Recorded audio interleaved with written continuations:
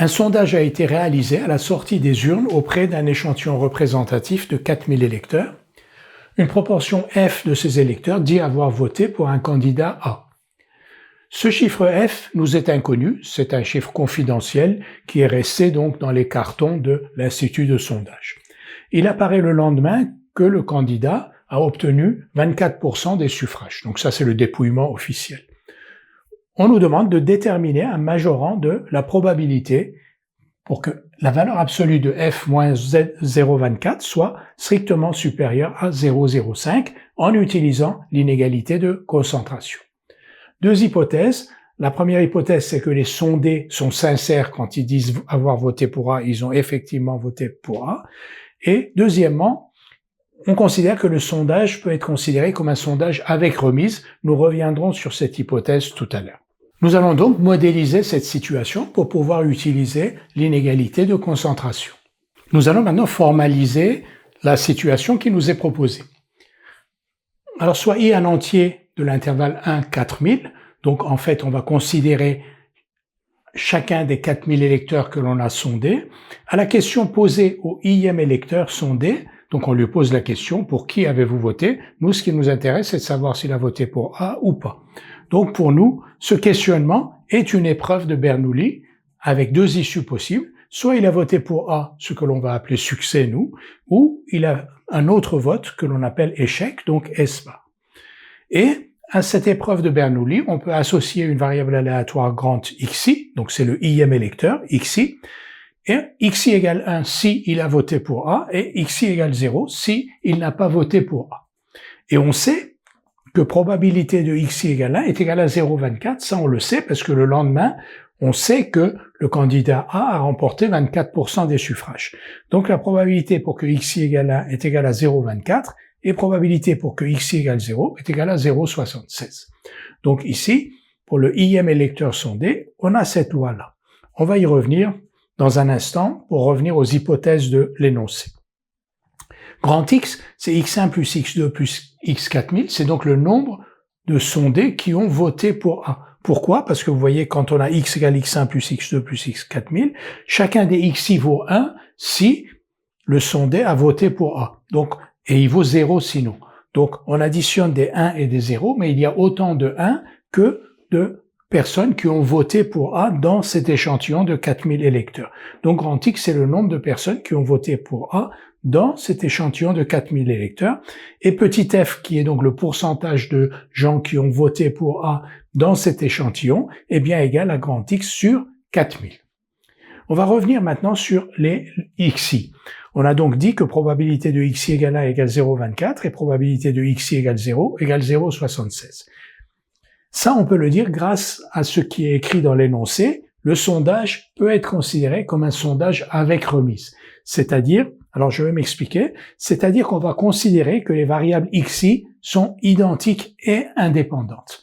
C'est-à-dire que ces 4000 électeurs, le vote de l'un n'a aucune influence sur le vote de l'autre, ça on le sait, mais le problème n'est pas là. Le problème est que si vous choisissez un électeur et celui que vous avez choisi, il a voté pour A, et comme il y a 24% de gens qui ont voté pour A, si vous le mettez de côté et que vous interrogez quelqu'un d'autre, dans la masse des électeurs qui restent, il y a un électeur de A en moins. Donc la probabilité d'un vote A dans le reste est légèrement inférieure, alors c'est un millionième peut-être, est légèrement inférieur à 0,24. C'est comme si, dans une énorme urne avec 1 million de boules, vous avez 240 000 boules noires. Vous tirez une première boule, elle est noire. Vous la mettez de côté et vous tirez une deuxième boule. Et vous vous dites, est-ce que la proba de tirer, d'avoir une noire est toujours de 24%? Elle n'est pas toujours de 24% parce que il manque une boule noire. Mais une boule sur 240 000 ou une boule sur 1 million, ça n'a pas d'effet notoire sur le résultat. Donc, le sondage peut être considéré comme un sondage avec remise, c'est-à-dire que l'on va considérer qu'effectivement, on a toujours 0,24 de probabilité de succès dans ces épreuves de Bernoulli. Donc, on va considérer, c'est une approximation qui est tout à fait acceptable, que ces 4000 xi, c'est-à-dire ces 4000 variables aléatoires xi, ont toutes la même loi, donc avec probabilité de xi égale 1 égale 0,24 et probabilité de x égale 0 égale 0,76, et qu'elles sont indépendantes. Et dans ce cas-là, on peut utiliser donc l'inégalité de concentration, ce que nous allons faire tout de suite. Nous allons maintenant donc utiliser l'inégalité de concentration pour trouver un majorant de la probabilité que l'on nous donne ici. Alors, f, x1 plus x2 plus x4000 sur 4000 est la moyenne des variables aléatoires xi. Donc, c'est la moyenne des variables aléatoires xi. Ces variables aléatoires xi, elles sont identiques et indépendantes. On connaît l'espérance et la variance de chacune d'entre elles. Elles ont toutes la même espérance et la même variance. Donc, on est dans le cas de figure où on peut appliquer l'inégalité de concentration. Et cette inégalité nous permet d'écrire que pour tout réel delta strictement positif, probabilité de valeur absolue de f moins mu, on reviendra sur les définitions de mu et de v. Donc, probabilité de valeur absolue de f moins mu supérieure ou égale à delta, inférieure ou égale à v sur n delta 2. Alors, pour tout delta strictement positif. Petit f, c'est donc la variable aléatoire moyenne. Mu, c'est l'espérance de chacun des xi. Et v, c'est la variance de chacun des xi. Donc, ici, si on remplace, on va donc avoir, si on applique cette formule à notre cas à nous. Donc, mu, c'est l'espérance de chaque xi. Donc, on va avoir probabilité de valeur absolue de f moins 0,24 supérieure ou égale à 0,05.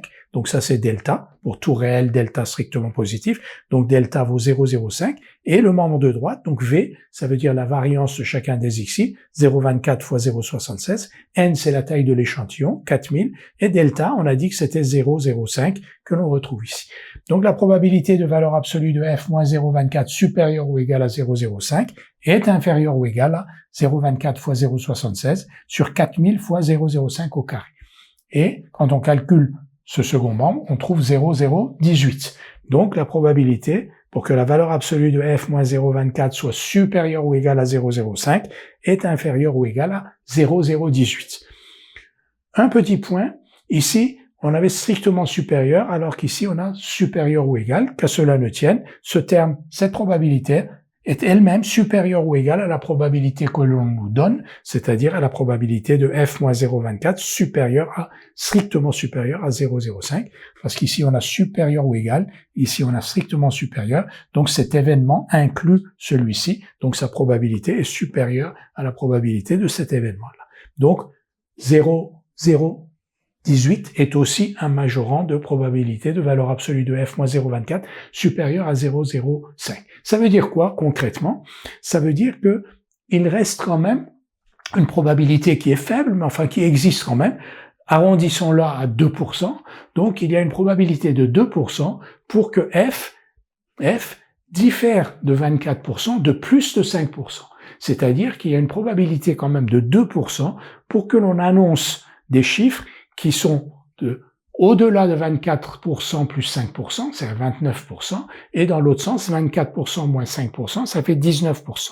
Donc il y a 2% de chance pour qu'on annonce un score pour A inférieur à 19 ou supérieur à 29, alors que son score est égal à 24%, et on a quand même interrogé 4000 électeurs. Donc il y a toujours une incertitude dans les sondages.